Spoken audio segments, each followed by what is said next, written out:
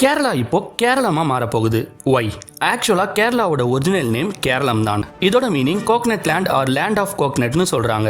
ஆனா இந்திய அரசியல் அமைப்புல அது இங்கிலீஷ் ஸ்டைல்ல கேரளான்னு எழுதப்பட்டிருக்கு. இது பிரிட்டிஷ் காலத்துல அவங்க ப்ரொனன்சியேஷனுக்கு ஏத்த மாதிரி சேஞ்ச் பண்ண ஸ்பெல்லிங் தான் கேரளா. 1956 நவம்பர் 1 ஸ்டேட்ஸ் ரீஆர்கனைசேஷன் ஆக்ட்ல மொழி அடிப்படையில மாநிலங்கள் உருவாச்சு. கேரளா மலையாளம் பேசுற மக்களுக்காக உருவான மாநிலம். அதனால ஒரிஜினல் மலையாளம் நேம் கேரளம் தான் அபிஷியலா இருக்கணும்ன்ற கோரிக்கை ரொம்ப காலமா இருந்துச்சு. சுதந்திர போராட்ட காலத்துல இருந்து யுனைடெட் கேரளா மூவ்மெண்ட் இருந்துச்சு. மலையாளம் பேசுற எல்லா பகுதிகளையும் ஒரே மாநிலமா ஆக்கணும்னு. எவ்ரி இயர் நவம்பர் 1 அப்போ கேரளா பிறவி டே செலிப்ரேட் பண்ணுவாங்க.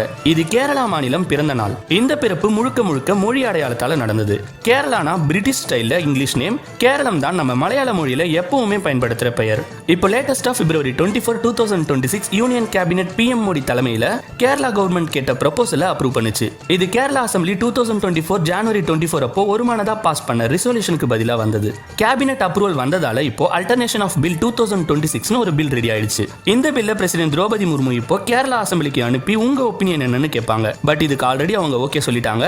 அந்த ஒப்பீனியன் வந்ததுக்கு அப்புறம் சென்டர் பில்ல பார்லிமெண்ட்ல இன்ட்ரோடியூஸ் பண்ணி அப்ரூவல் ஆனா பிரசிடென்ட் சைன் பண்ண அப்போதான் கேரளா கேரளமா ஆகிடும். இதோட ப்ராசஸ் ஃபுல் ஸ்பீட்ல போயிட்டு இருக்கு. வெயிட் பண்ணி பார்ப்போம்.